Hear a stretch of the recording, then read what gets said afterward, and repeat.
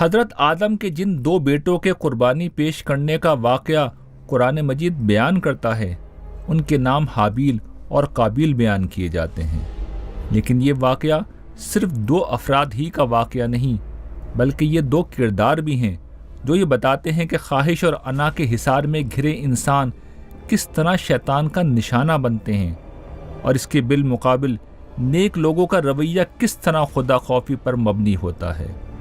قابیل اور حابیل کا نام تو قرآن میں نہیں آیا، البتہ سورۃ المائدہ میں وہ واقعہ آیا ہے کہ قابیل نے حابیل کو قتل کیا، اور اس کی جو تفصیلات ہیں وہ ہمیں نہیں بتائی گئی، صرف اتنا بتایا گیا کہ قربانی تھی، قابیل کی قربانی اللہ نے قبول نہیں کی، حابیل کی قبول ہوگی، وہ جیلسی کا شکار ہو گیا۔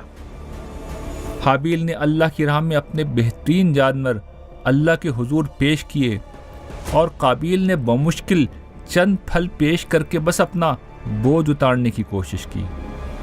حابیل کی قربانی قبول ہو گئی اور قابیل کی قبول نہیں ہوئی۔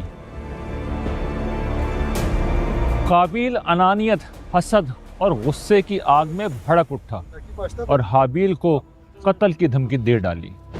انہیں آدم کے دو بیٹوں کا قصہ سناؤ۔ ٹھیک ٹھیک، جب ان دونوں نے قربانی پیش کی تو ان میں سے ایک کی قربانی قبول کر لی گئی اور دوسرے کی قبول نہیں کی گئی۔ پھر جس کی قربانی قبول نہیں کی گئی اس نے کہا میں تجھے مار ڈالوں گا۔ حضرت آدم چونکہ نبی تھے اس لیے ممکنہ طور پر یہ اطلاع ان کے ذریعے سے ان کے بیٹوں کو پہنچا دی گئی ہوگی، یا پھر کوئی اور علامت مقرر ہوگی جس سے اس بات کا اظہار ہو جاتا ہوگا کہ کس کی قربانی قبول ہوئی اور کس کی نہیں ہوئی۔ اس اطلاع کا مقصد غالباً یہ تھا کہ جن لوگوں نے زیادہ جذبے اور خوش دلی سے اپنا مال اللہ کے لیے خرچ کیا ہے، لوگ ان کی پیروی میں زیادہ سے زیادہ مال اللہ کے حضور پیش کریں، اور اس طرح محروم انسانوں کی مدد کا جذبہ عام ہو۔ مگر اس کا ایک دوسرا نتیجہ وہ بھی تھا جو شیطان کے معاملے میں نکلا تھا کہ آدم علیہ السلام کی برتری نے اس کی انا کو مجروح کیا اور وہ سرکشی و بغاوت پر آمادہ ہو گیا تھا۔ اسی شیطان نے اپنا زہر قابیل کے اندر الٹ دیا اور اس نے اپنے اخلاص اور عمل کی کمی کو دیکھنے کے بجائے حابیل کی قبولیت کو اپنی تذلیل سمجھا اور حسد میں آ کر اس کے قتل پر آمادہ ہو گیا۔ قابیل کی دھمکی پر حابیل نے اسے جو جواب دیا وہ بڑا عارفانہ تھا۔ اللہ تو اپنے انہی بندوں کی قربانی قبول کرتا ہے جو اس سے ڈرنے والے ہوں۔ حابیل کی یہ بات بہت سلیقے کے ساتھ قابیل کو توجہ دلانے کا عمل تھا کہ اللہ تعالیٰ کی ذات ہر فیصلہ عدل اور میرٹ پر کرتی ہے۔ حابیل کی قربانی گر قبول ہوئی تو اس کی وجہ یہ تھی کہ اس کے پیش نظر خالص اللہ کی رضا اور اس کی قربت کا حصول تھا۔ چنانچہ قابیل کو حسد کرنے کے بجائے اپنے اندر یہ وصف پیدا کرنا چاہیے۔ اس کے ساتھ حابیل نے یہ بھی کہا کہ تمہارا ارادہ بد جاننے کے باوجود میں پہل نہیں کروں گا۔ ہاں، اپنے تحفظ میں تمہیں جواب دیتے ہوئے جو نقصان تمہیں ہوگا اس کی ذمہ داری سرتاسر تم پر ہوگی کہ تم نے خود بھی ظلم کیا اور مجھے بھی جواب دینے پر مجبور کیا۔ اس کے بعد تمہارا انجام جہنم ہوگا۔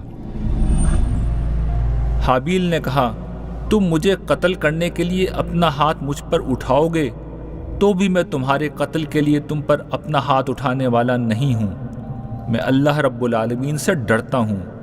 میں چاہتا ہوں کہ تم نے میرے قتل کا ارادہ کر لیا ہے تو اپنے اور میرے گناہ کا بار تم ہی لے جاؤ اور دوست کی بن کر رہو۔ اس طرح کے ظالموں کی یہی سزا ہے۔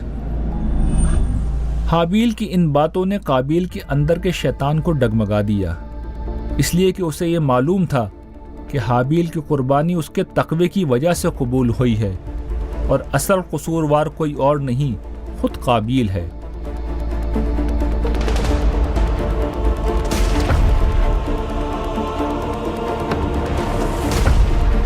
مگر اس کے نفس میں موزن حسد، تکبر اور غصے کے جذبات نے اس کے ضمیر کا گلا گھونٹ دیا۔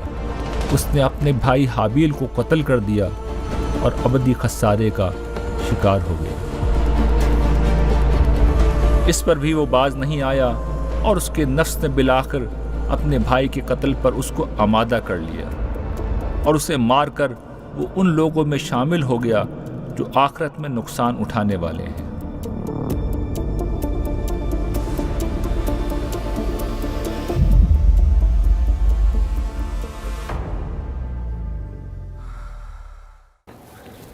اس واقعے سے ہمیں یہ معلوم ہوتا ہے کہ جب کوئی شخص برائی کی راہ پر چل پڑتا ہے تو اس پر برائی کے راستے مزید کھول دیے جاتے ہیں۔ دوسرے مقامات پر قرآن مجید نے اس بات کو اس طرح بیان کیا ہے کہ ان لوگوں کو شیطان کے حوالے کر دیا جاتا ہے اور پھر وہی ان کی رہنمائی کرتا ہے۔ قابیل نے اپنے بھائی کو قتل تو کر دیا مگر اپنے جرم کا نشان نہیں مٹا سکا تھا۔ اتنے میں ایک کوا آیا اور وہ زمین کھودنے لگا۔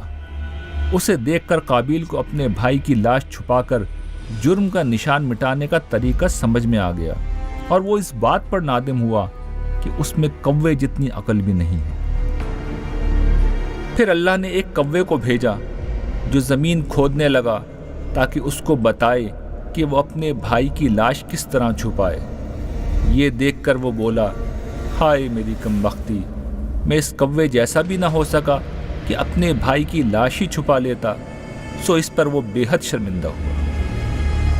قرآن مجید کی آخری بات یہ بتاتی ہے کہ برائی میں گھر جانے والوں کا ضمیر کس درجے مردہ ہو جاتا ہے۔